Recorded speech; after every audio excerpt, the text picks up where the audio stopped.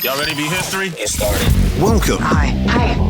Hello, everyone. To the Pro Audio Suite. These guys are professional. They're motivated. Thanks to TriBooth, the best vocal booth for home or on-the-road voice recording. And Austrian Audio, making passion heard. Introducing Robert Marshall from Source Elements and Someone Audio Post, Chicago. Darren Robbo Robertson from Voodoo Radio Imaging, Sydney. Tech to the VO Stars, George the Tech Whittam from LA. And me, Andrew Peters, voiceover talent and home studio guy. Line up, learner! Here we go. And welcome to another Pro Audio Suite. Thanks to TriBooth. Don't forget the code TRIPAP200. That will get you $200 off your TriBooth. And Austrian Audio, making passion heard. In fact, you'll be hearing it slightly differently with some new headphones More they're releasing passionately very even. soon. Yeah. More passionately, yes. It's going to be based on the HiX15, but they're doing a bit of tweaking to it, changing a few things, color scheme, the internals, and also a longer cable. 3 meters. So these look really interesting. That's a 3 big, meter long cable. cable. That's great. Does it also come with a cable management system? Like a hose reel sort of thing. Yeah, exactly. that's right. Yeah. Like a fishing reel? Like a vacuum cleaner. It's sort of... Yeah, that, now we're talking. Yeah. Folks are listening. So anyway, Austrian Audio have kindly given us a pair to give away when they're released. I think they're launching at AES. So by the time this goes out, I think we'll be pretty close to that date, which is early October. So we'll be giving a pair of those away. And how do you enter to win these headphones, you may well ask? Well, simply, we're asking you to do a bit of a mix. Yeah. Robbo, do you want to play your mix? Yeah, okay. Well, let's just play this piece of audio. Experience a new destination for adventure, nature, science, and culture.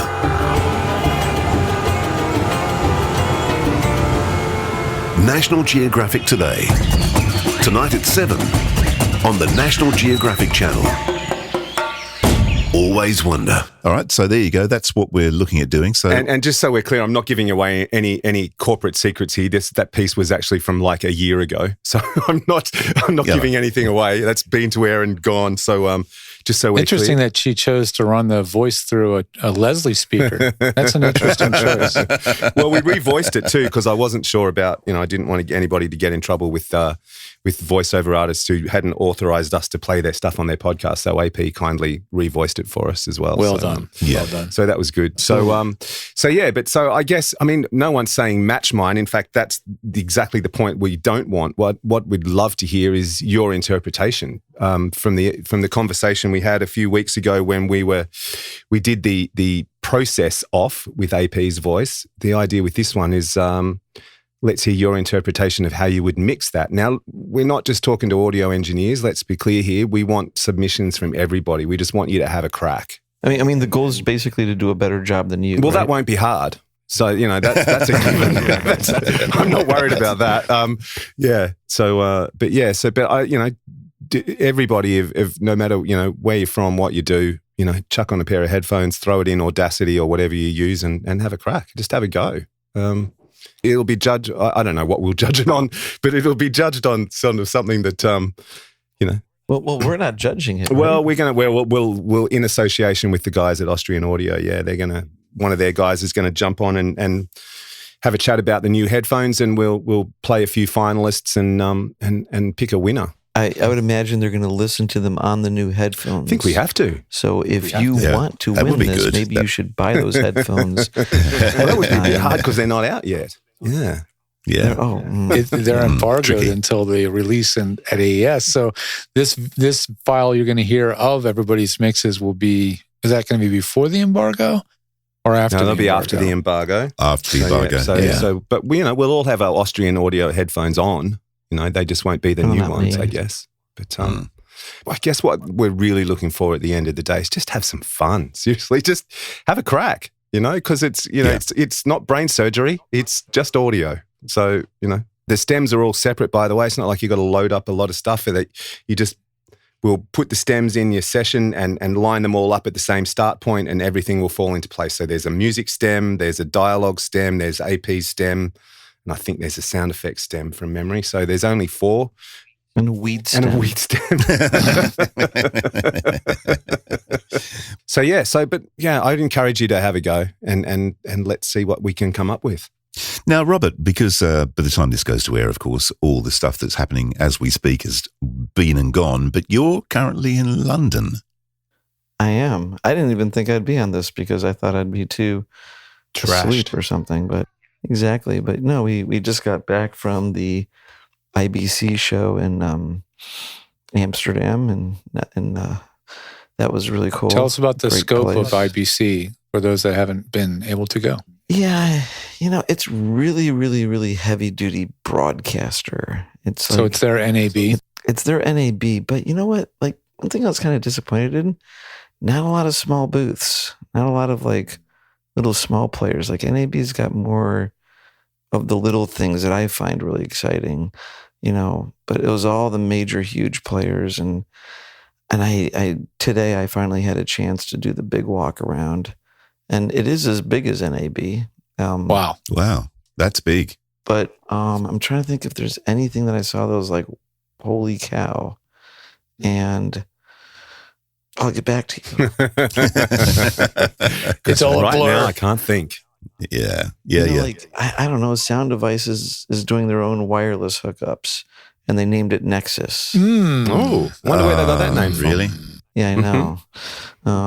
But like that was new and kind of in our area. When you say hookups, like transmitter speaks directly to their receiver mixers, like a mixer with receivers built in. You know how they have their recorder mixer? Yeah. And then they have this, I think it's called the Nexus module, and it has some pins on it, and it just docks right on the top of this thing and has all the receivers for the wireless packs.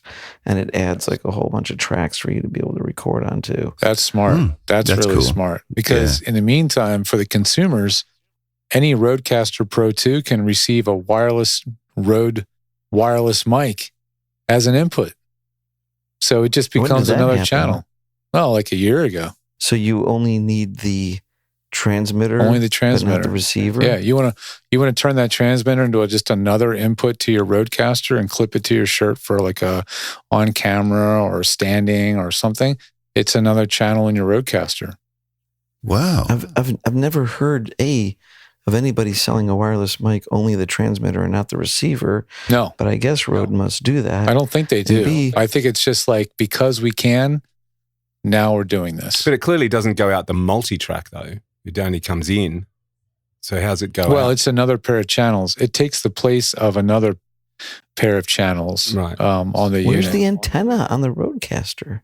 It's probably using the Wi-Fi or the Bluetooth one, band or something, Rode is clever. Rode's slick. Mm-hmm. They're really clever. I love that I can plug I have the Wireless Me, which is the cheapest wireless setup they have. It's like $150. And I can plug the receiver directly into my phone. I can plug the receiver directly into my MacBook. It doesn't matter. And then now I have a wireless mic going into a track. And what's the receiver, like a USB receiver, basically? Yeah, the transmitter receivers look identical. It's like a little inch cube, that has the jacks. Mm-hmm. And then the Wireless Me is unique in that the wireless receiver also has a mic. So you can use a second channel, for doing interviews. Like I would have the Wireless Me receiver on my phone, and that would be right in front of my face, and that's picking up my voice. Transmitter is over on my subject, and it's picking up their voice. And then I record. And it records in stereo. And it records split track or mix, depending on what you set it up to do. They're just really clever, but it's still considered consumer or prosumer. Even though they have the Wireless Go Pro, I think if you showed up at a movie set in Hollywood with anything Rode on it, you wouldn't pass muster. Yeah. Sound mixers on a Hollywood film production are hauling around $100,000 worth of stuff pretty commonly. Like it's a level I never made it to. I was in production mixing for a while. I never graduated to that level. I was using Sennheiser Evolution wireless stuff, stuff that was affordable but decent. And I could get away with it. There's a distinct gatekeeping in terms of gear brand and quality when you're at this very high level of production. Yeah. Where every minute on set costs $10,000 or whatever. it's just, there's a certain level that you have to reach. You know, the cameras are going to be ARRI, Red, Panavision, maybe a Sony. I don't know. There's a pretty slim pickings of what gear passes muster. I mean, actually, sound devices is almost like almost like an invader into this. It is, because really, it's like Nagra and Diva and Zaxcom and sound devices, which really makes excellent shit as far as the hardware. But they're kind of they're still the new kid on the block. They've been around since I got into Hollywood, about 20 years, because I had one of their 3-channel mixers, and it was fantastic, right? But it was just a mixer, you know, it didn't record, you know, and so the gear package has shrunk, but the functionality has doubled and tripled. And now your guys doing reality TV, which is an absolute shit show of lavalier microphones, are running 8, 10, 12 channels into a bag that they're carrying around strapped to their chest, you know, like a harness, and mixing all that shit. And sometimes also holding a boom over their head. So it's a whole nother world now. It is and of course, everything's multi-track, 100%. Everything's multi-track. Yeah. So it's all changed dramatically in the 20 years I've been. But it's cool to see the innovations happening. I like Sound Devices very much. It's a great company, very well regarded. And they have an entry point level called the Mix Pre series. So if you're on that, if you don't have the budget for the $2,000 to $5,000, you can go under $1,000 and get a Mix Pre. What's cool about them is their preamps are very good. Yeah. Like really top-notch preamps. Well, you know, I look at the products we're developing, or the first product anyway we're developing with Centrance, and I really look at Centrance as sort of like akin to that level in terms of build quality, professionalism, circuit design, and everything, but going in a different way, because, you know, the Centrance stuff is analog internally. It's analog, you know. Right now, that stuff's being vetted and tested. In fact, by the time you hear this, very good chance we're going to have those things in our hot little hands. It might be available by Christmas. I think before that, actually. Before that, it's really going to come down to this first round. If this product, the beta product or the pilot, what do we call it? Prototype. If the prototype vets out well, I mean, we're literally seeing screenshots right now of the driver. Now there's a record and a communications channel, you know, showing. I'm like, yes, this is what I've been wanting to see forever. Like, now I'm finally getting excited again, you know. It's even looking at the box label and stuff. That's all. It's very exciting right now. So anything. So IBC, it's definitely the NAB for Europe.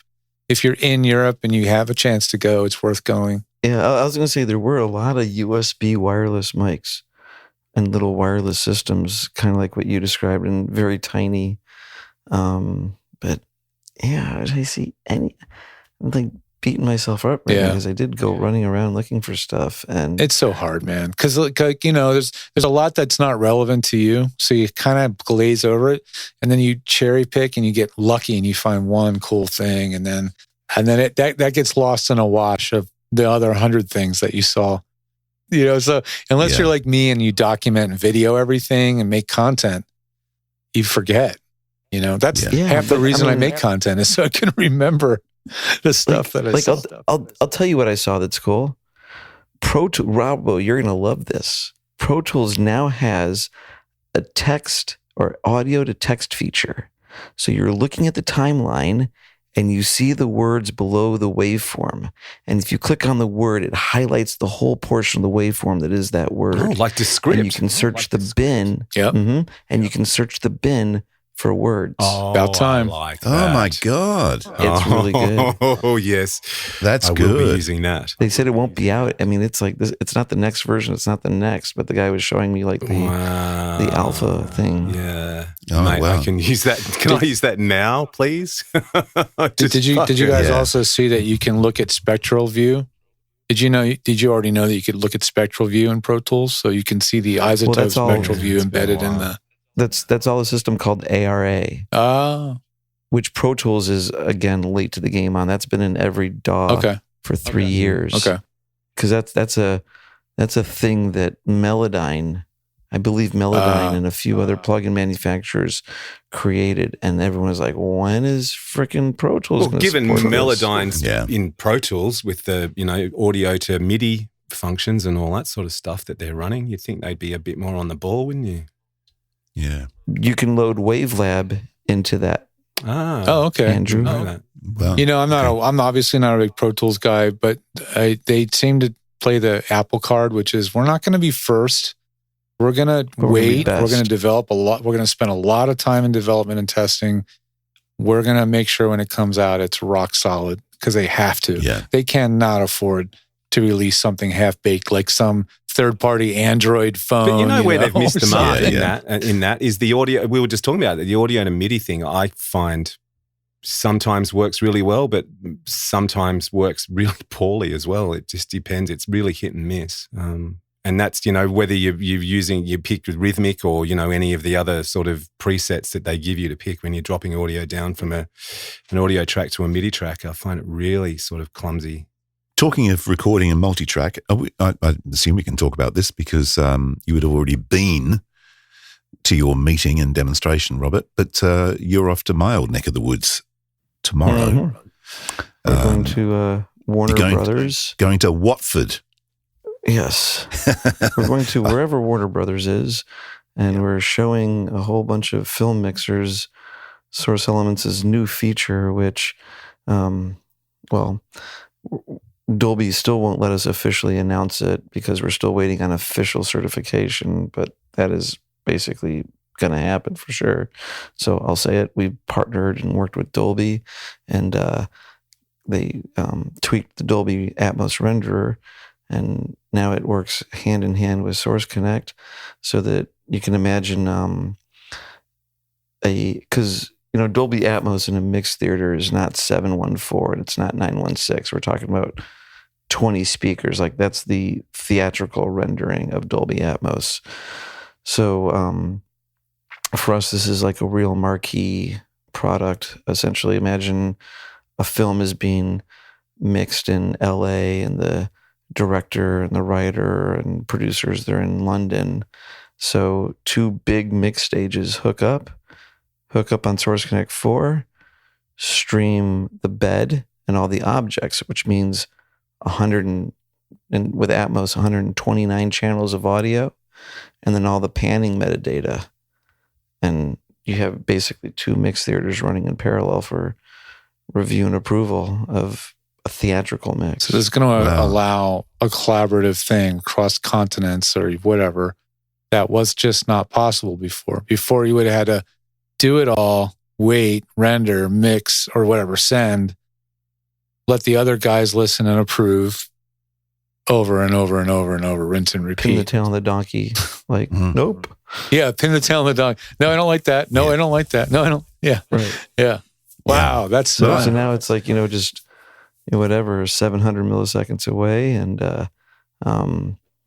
talk back right to the, God, I remember, Robert, when we did that session, and you were working actually, it wasn't our session, it was the session with the orchestra in Austria, when you were working 5-1 in your studio in Chicago down the line, and that was like a big deal. That was a big deal. That was, and that was only 5 years ago. Yeah. And it's crazy, when Rebecca and I were testing this, I mean, you guys know about my shit internet at home, right? Yep. I've got a normal cable connection, and my normal cable connection is slung over low frequency 900 megahertz wireless to my house, which then goes to my computer over Wi-Fi through at least one good wall. And then Rebecca was in Europe on 4G, and I shit you not, we did 88 channels without a problem. Bloody hell. Yeah. It's like, and that's all like 30 meg upload. Download, the 4G download was more than 30. But yeah, like we were both expecting it. Like, let's just see what happens. It might drop out a bunch, but we need to test this. And it just worked. What's that Bruce Springsteen song? Is that 88 channels and nothing on? What was it? No, I was thinking it was 52 channels, wasn't it? Right. It's just, yeah. Yeah. There you go. Maybe Bruce could come up with a new song. Maybe you could get Bruce to do a